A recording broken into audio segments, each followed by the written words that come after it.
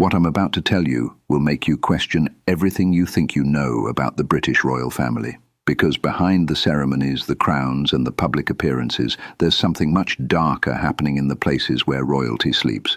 King Charles III has been living with entities that most people would consider their worst nightmare, and the British government has gone to extraordinary lengths to keep these incidents classified. But tonight, I'm going to tell you what really happens after the cameras stop rolling and the palace gates close. If you enjoy dark, disturbing stories that will keep you awake at night, make sure to subscribe and hit the notification bell, because I post content like this regularly, and trust me, you don't want to miss what's coming. Now let's dive into the horror that is royal life behind closed doors. This first incident happened at Clarence House in 2003, and it nearly caused King Charles to abandon the residence entirely.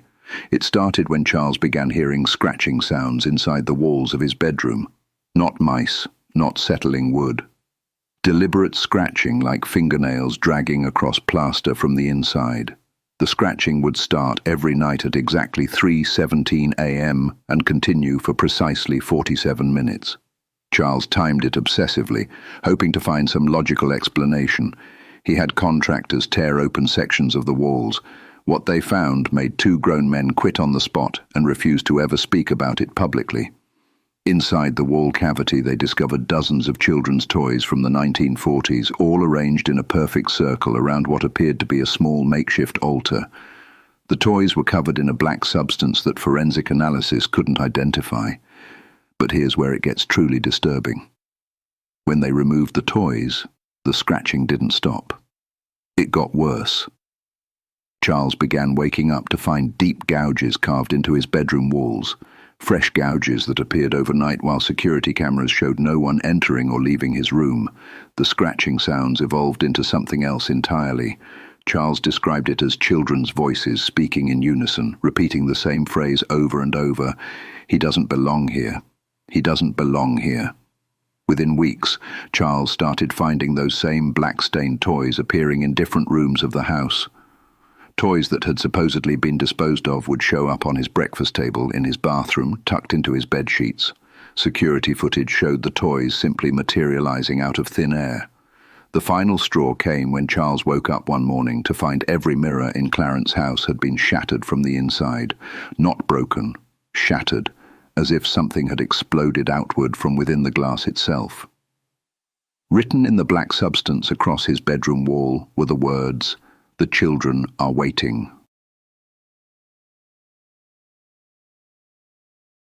What happened at Balmoral Castle in 2018 was so disturbing that it required intervention from specialists who officially don't exist.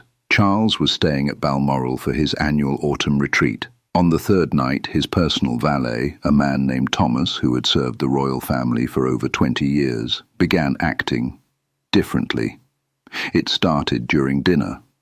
Thomas was serving the evening meal when he suddenly stopped mid-motion, standing perfectly still, holding a silver platter. For a full 5 minutes he didn't move, didn't blink, didn't breathe visibly. When he finally moved again, Thomas had no memory of the incident. But Charles noticed something chilling.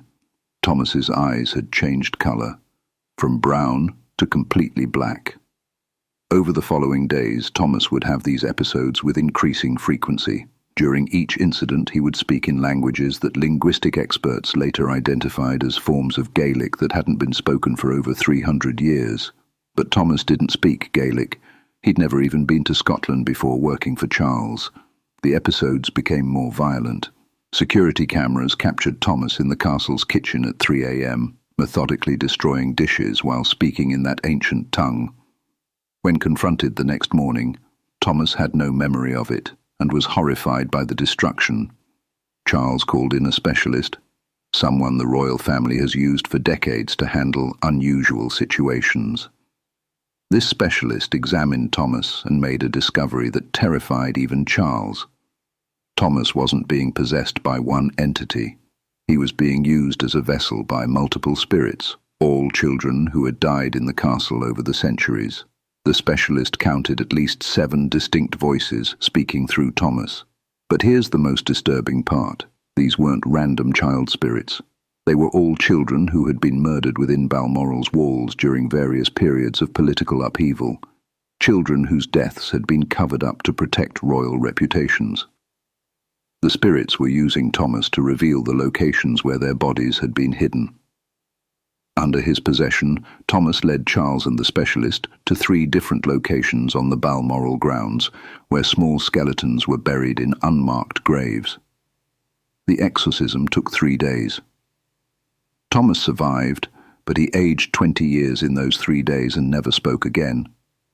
He now lives in a private facility, catatonic, his eyes still occasionally flickering to that same pitch black. The most psychologically disturbing incident happened at Windsor Castle in 2022, and it involved something that still makes Charles question his own sanity.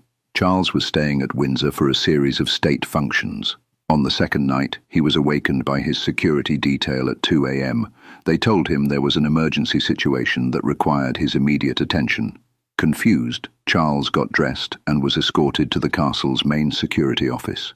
There, on multiple screens showing feeds from cameras throughout Windsor Castle, Charles could see himself, not someone who looked like him, himself, walking through the corridors, entering rooms, even sitting in his private study reading documents. The problem? Charles was standing right there in the security office, watching it happen. The doppelganger, because that's the only word for it, moved exactly like Charles, had his mannerisms, even wore clothes identical to what Charles had in his wardrobe. But when security tried to approach it, the figure would simply vanish from one camera and appear on another in a completely different part of the castle. This continued for 6 hours. Charles watched his double conduct meetings with staff, sign documents, even have conversations, all while Charles himself was locked in the security office with a dozen witnesses. But the most disturbing part came when the doppelganger looked directly into one of the security cameras. It smiled, but not Charles's smile. This was something else wearing Charles's face, and it knew it was being watched. The entity mouthed a message to the camera. "I'm going to take your place."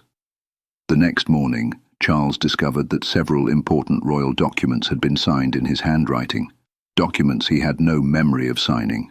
Worse, staff members who had interacted with the doppelganger insisted they had spoken with the real Charles, and they had detailed memories of conversations that never happened. Charles began finding evidence that this entity had been impersonating him for much longer than just that one night. There were photographs in royal archives showing Charles at events he never attended, meeting with people he'd never met. The terrifying possibility emerged that this doppelganger had been slowly replacing Charles's life, one interaction at a time, for years.